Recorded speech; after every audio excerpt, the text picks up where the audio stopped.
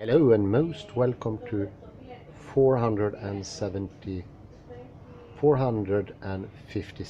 Sorry about the mispronunciation there. I will continue with the David Brown article, The Chirality of Being.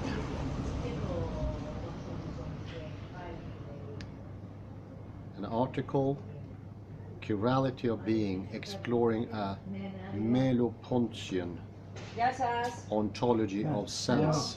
Yes. Ciao.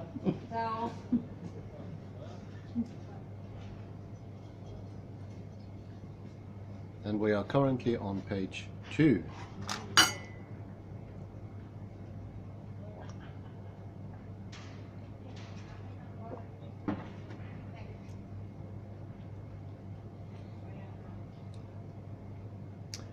The last paragraph will be a slight reread from the before. Merleau-Ponty suggests a link between chirality, reversibility and écart in several places.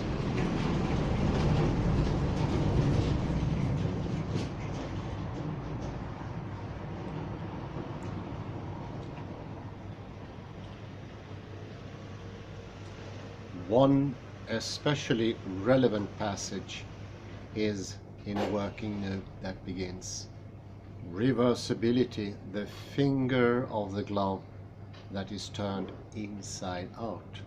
Oh, excuse me the paraphrase, how fitting.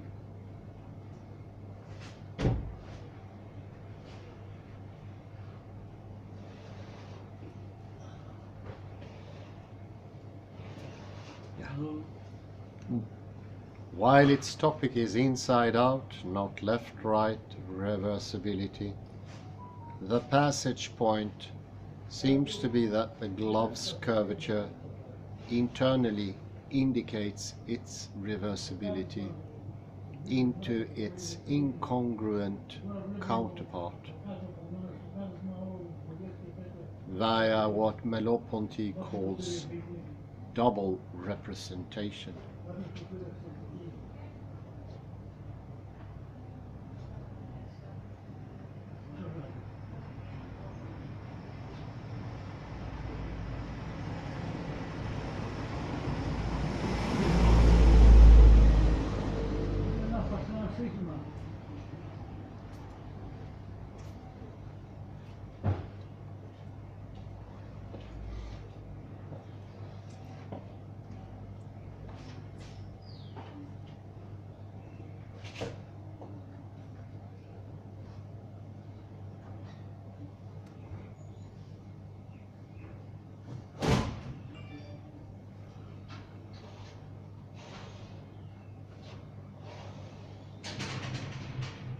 This is to say that if we are looking at a glove that is right side out, its curvature represents or indicates both the surface of the right side out glove and of the inside out glove.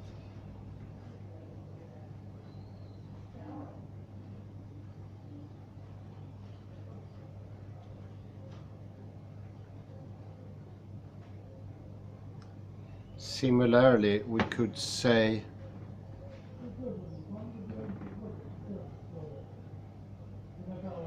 that its curvature represents both the left-hand glove and the right-hand glove.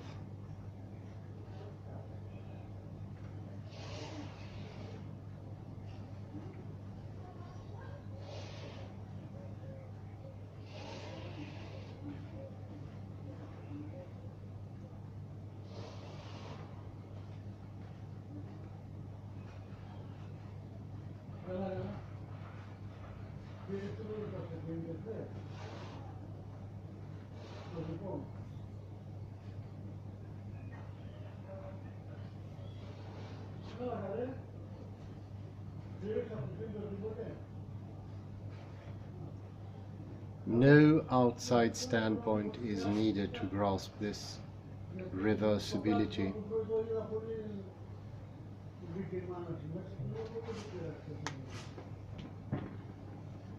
It is indicated right within the curvature of the glove.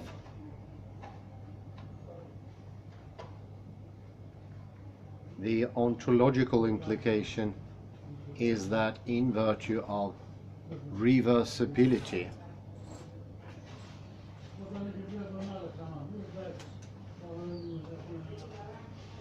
being itself involves a kind of doubling or internal incongruence.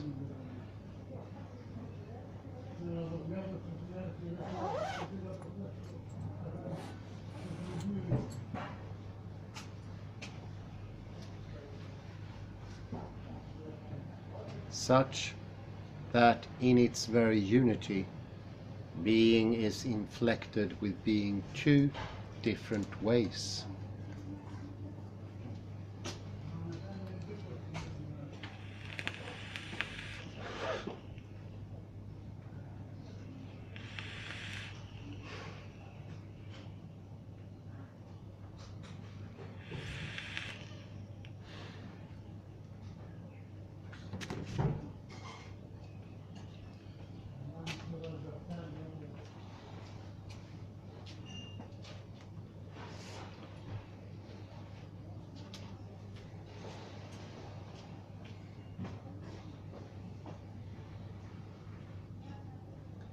This double representation also strikingly illustrates a key ontological insight of Merleau-Ponty, namely that the invisible is not an essence or idea beyond being, but is endogenous too of visible being.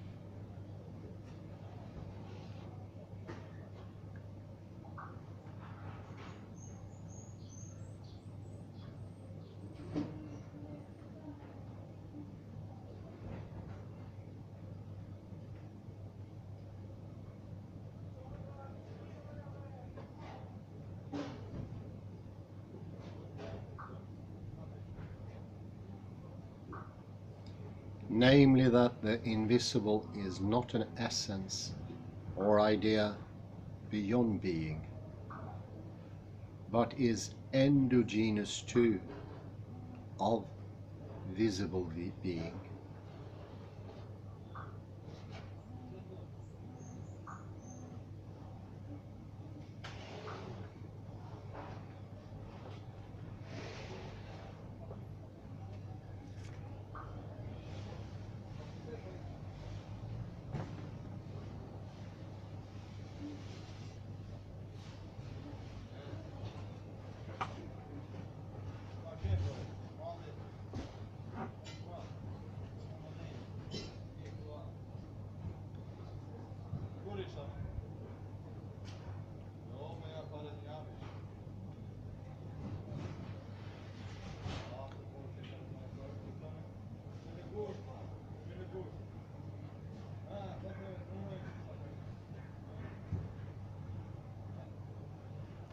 Consider once again the blue right hand dish glove, lined with white flocking.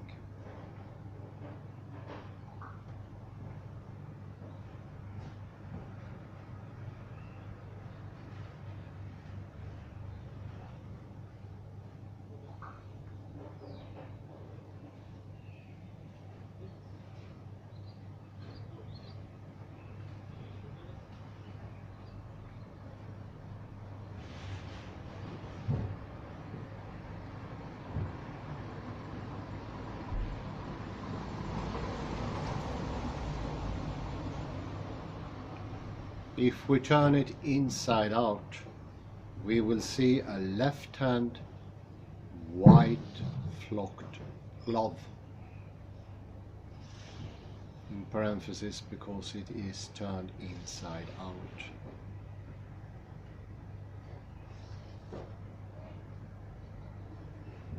Where is the left hand?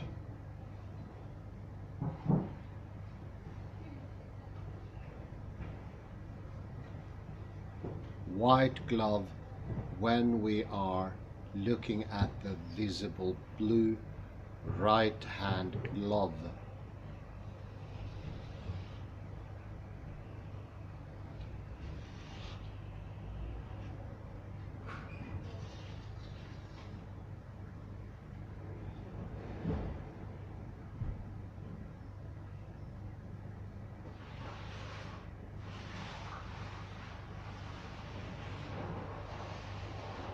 It is invisible, yet also there in the visible glove.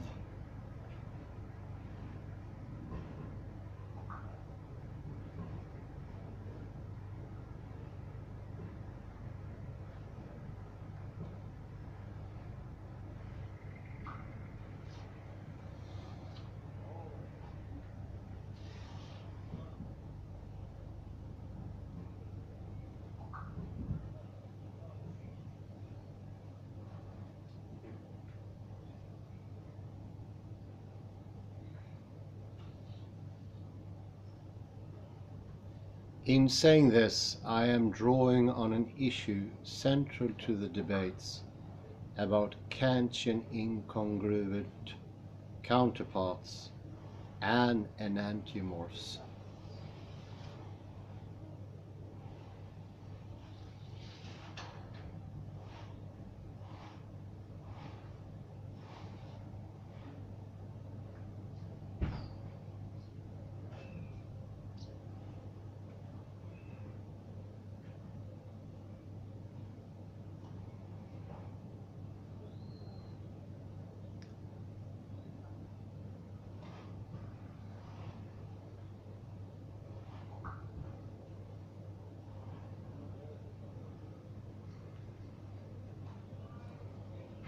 It has to do with the difficulty of defining and grasping the determinacy of enantiomorphs in the first place.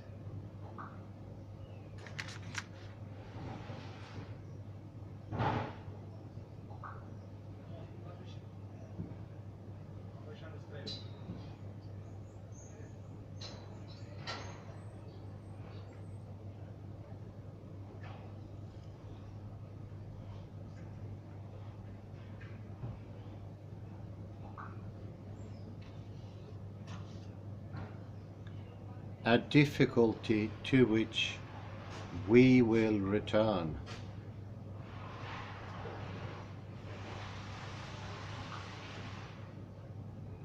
Roughly put, the issue boils down to this: do the left and right hand gloves have the same shape, but with each shape having a different sense than the other?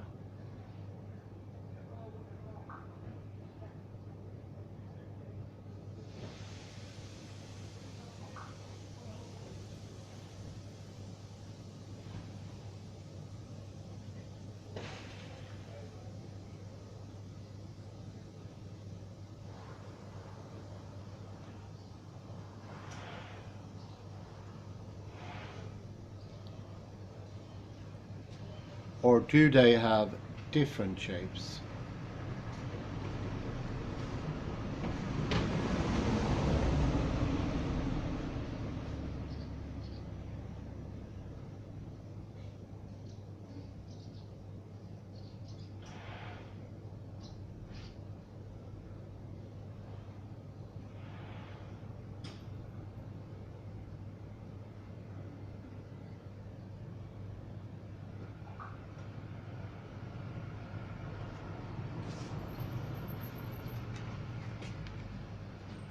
That is, our left and right hand gloves two different shapes or two different flavors or scents.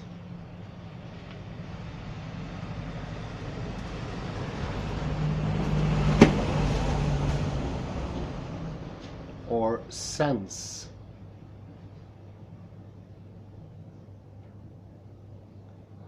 Or senses of one shape. And I said this is hard to grasp, but it is incredibly important.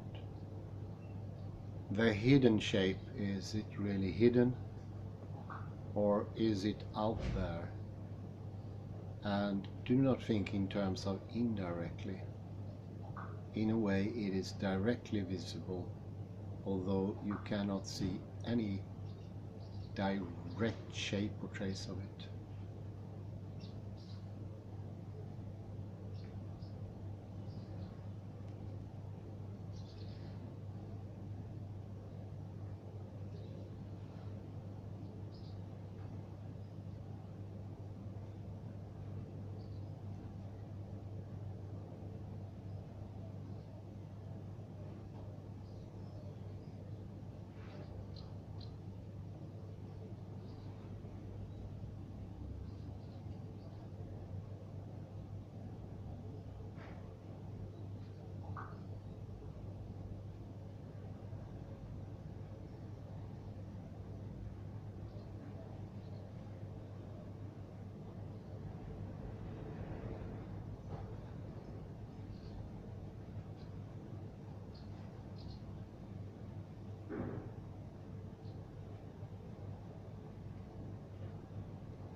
The issue is really quite difficult and subtle, for we seem to have to say yes to both questions in somewhat the same way that positing A equals B entails both an identity and difference of A and B.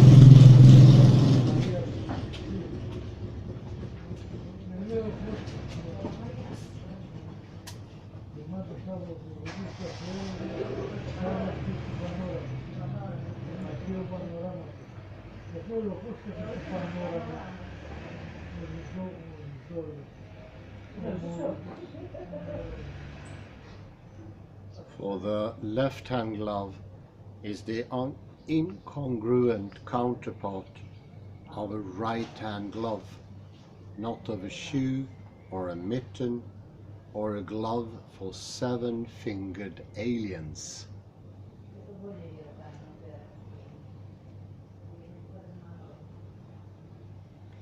Which suggests that they do have the same shape. Again, we precisely pair the left and right hand gloves, because as gloves they share a shape.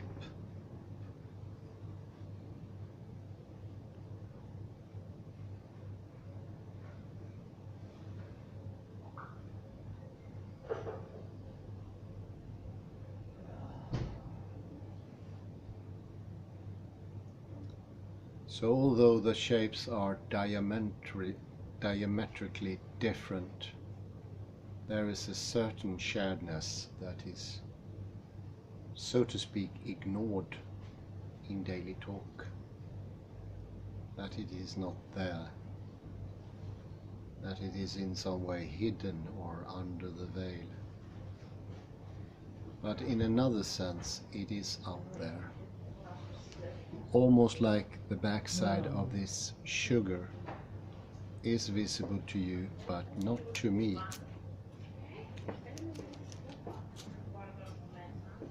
Εμένα σκούπισα είναι το σπίτι μου, πώς θέλετε να έρθετε.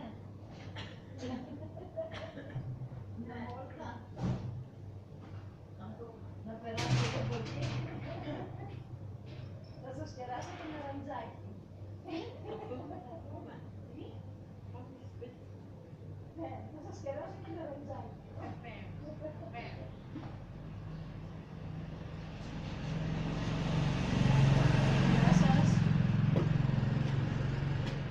And yet the gloves in the pair are not superposable. I must close. Okay. You can stay. Oh. I take these things and you can stay. Oh. Sorry about that.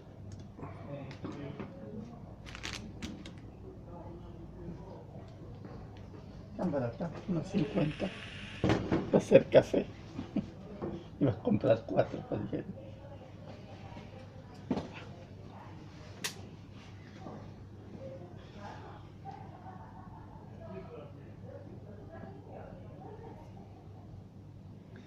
And yet the gloves in the pair are not superposable, and this is important.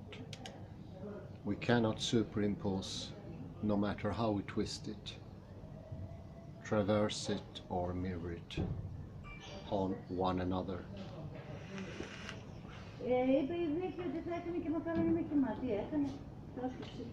And in this sense they have different and incongruent shapes.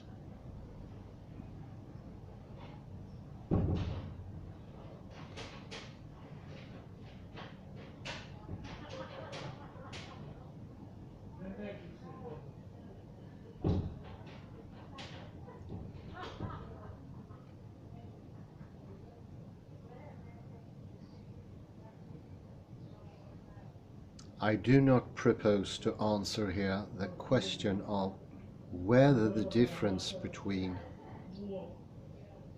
members of a chiral pair is a difference of shape or of something else, such as sense.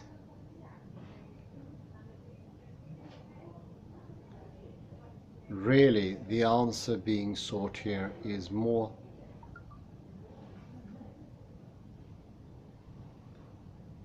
about how to properly pose the question.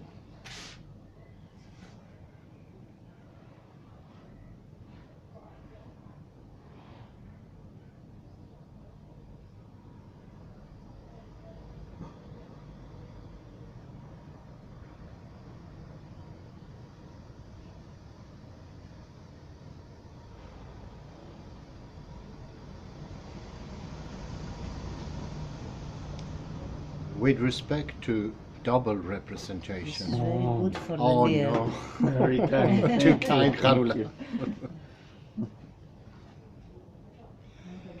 And the invisible of the visible, though the question gets us to notice that the areas that make up the right-hand glove are topologically connected in a way that runs in parallel to the connectedness of areas And they were that make very up good. Yes, the for the left-hand glove.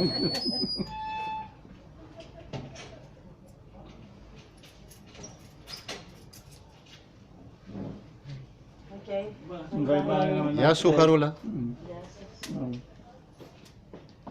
In this sense, at least, the gloves have the same shape.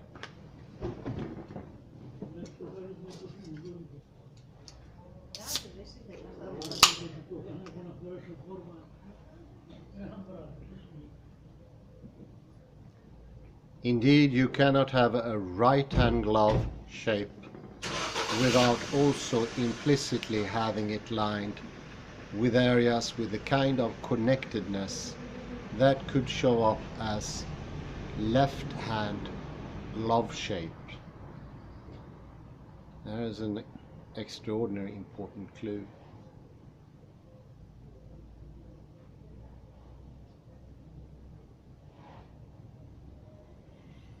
I think maybe this is such an excellent extra explanation of veiled and unveiled in Heidegger's the gloves are incredibly helpful as tools here. They are otherwise an understanding that would be very hard to reach, if at all.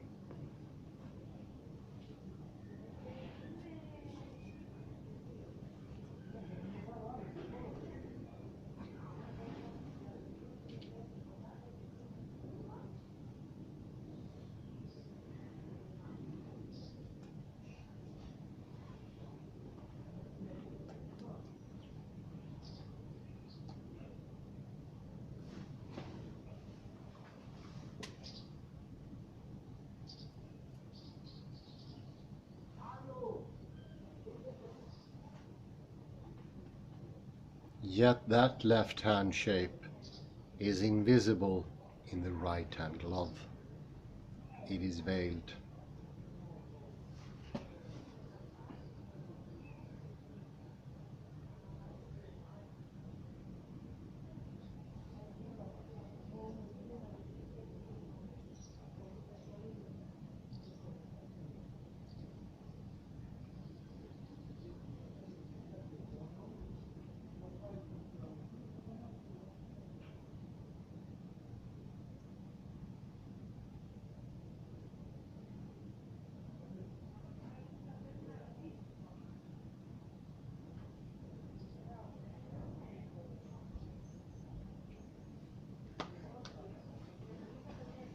It is the lining the right hand glove, but you cannot see it as left-handed until the glove reverses from inside to out, and then the right-handedness of the glove becomes invisible in the visible.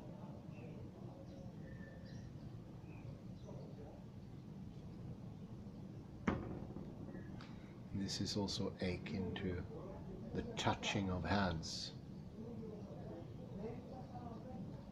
One finger touching the other hand. That finger cannot be seen. The perception is only of what is touched. The subject is, so to speak, out of vision.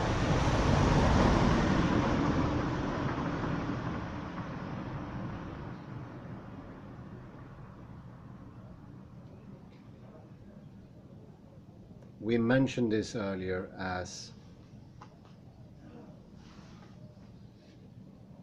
a trace that's possible to be seen. I must mention the blind spot in the eye where the nervous ends that goes into the brain hides, or rather reveals, the subject. It's a part of your visionary field you cannot perceive.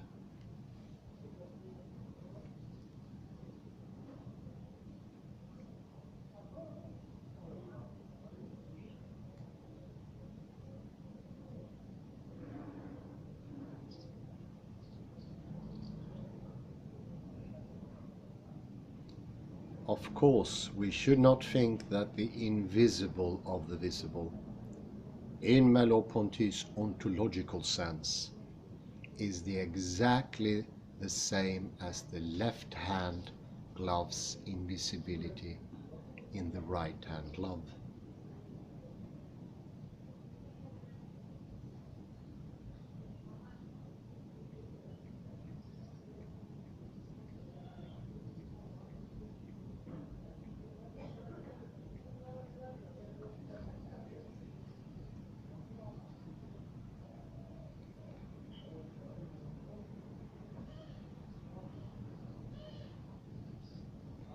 Nonetheless, this gives a powerful illustration of the logic at hand in Merleau-Ponty's ontology of the invisible of the visible, and suggests a close proximity between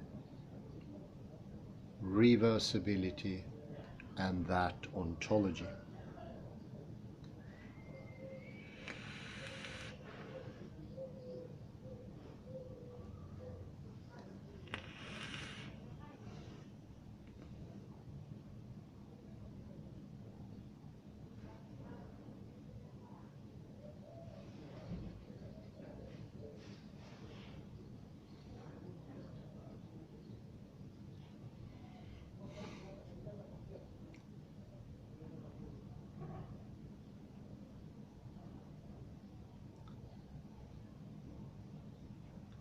The illustration also emphasizes the incongruity of members of a chiral pair.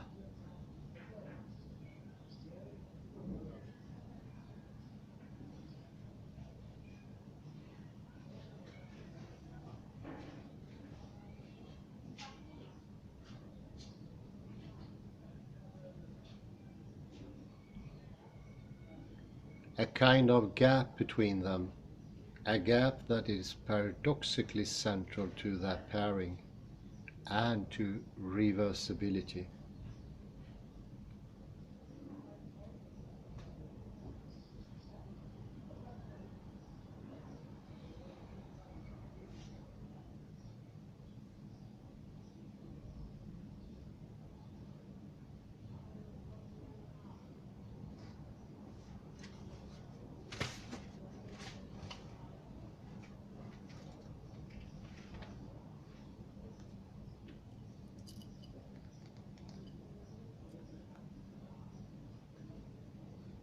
This gap is suggested by Merleau-Ponty in a passage where he himself discusses chirality.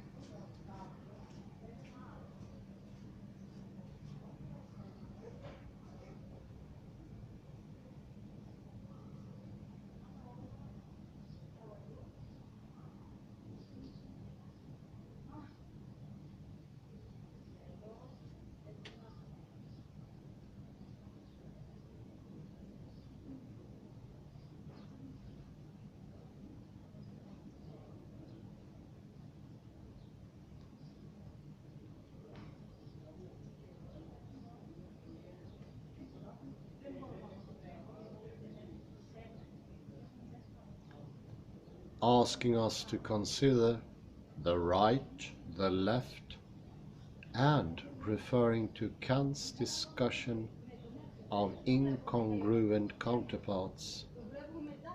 He writes that the two parts of such pairs announce a fragmentation of being, that is the possibility for discrimination and the advent of difference.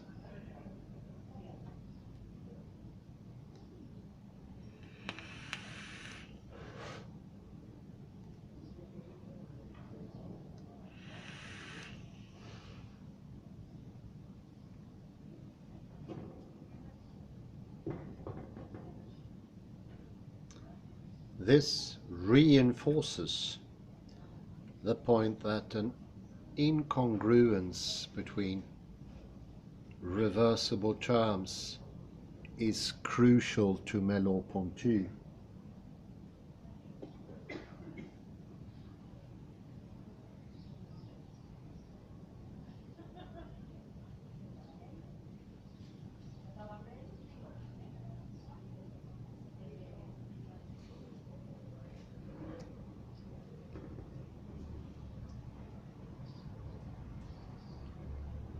Indeed, Merleau-Ponty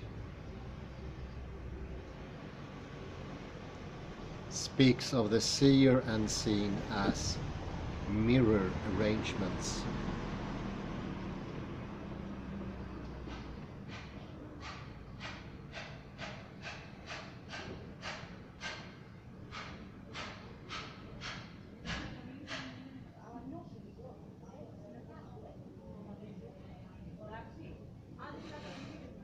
And in a discussion of the incongruence of the toucher and touched, connects this with the phenomenon of the relation between the body and its specular image in a mirror.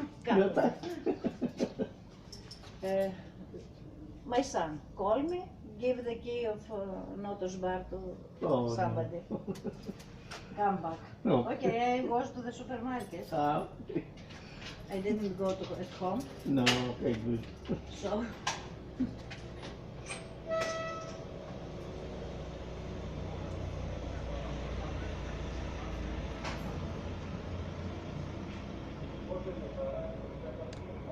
This point about the specular image is repeated in a discussion of the divergence between toucher and touched, after a remark that flesh is a mirror phenomenon. That is quite pertinent. Flesh is a mirror phenomenon.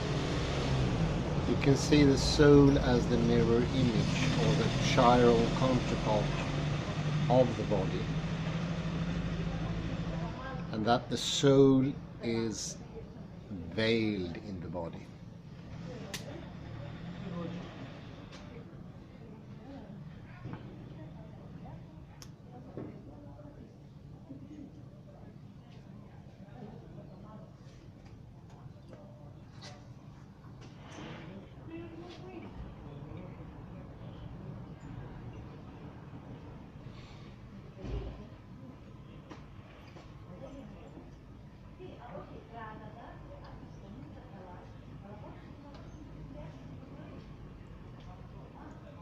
And in the nature lectures, he writes of the touched and touching hand that they are the mirror of each other.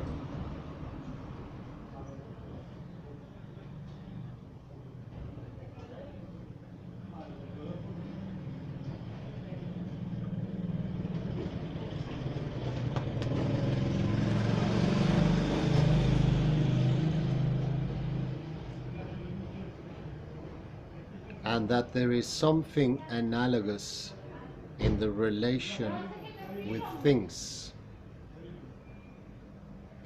So you see here the Merleau-Pontian take of mind and matter is quite extraordinary in its difference to how we usually perceive these things. It is not an exaggeration to say that there is no counterpart in that way, as you can usually see. And whereas mind and matter leaves us with no options either to prefer one or the other, this is a deeper and impossible realization to get from the viewpoint of traditional Western discourse. There are no other options. Chirality, although it's extraordinarily hard to understand, opens quite a new venue for understanding these things.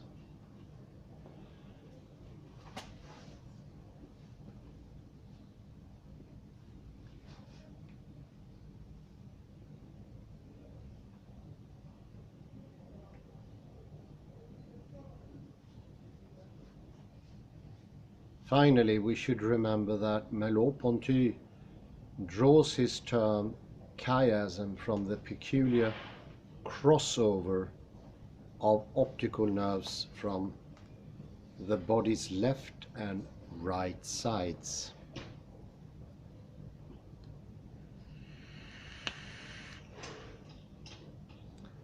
The above gives strong evidence that the theme of chirality is not far from Merleau-Ponty's mind when he is thinking about reversibility.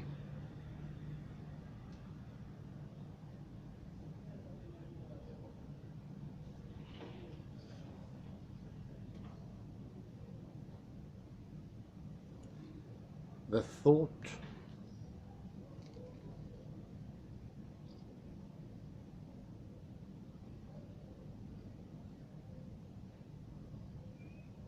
The thought I am pursuing here is that reversibility and chiasm in fact imply chirality, a kind of difference that, as we shall see, is fundamentally, perhaps ontologically, different than other differences.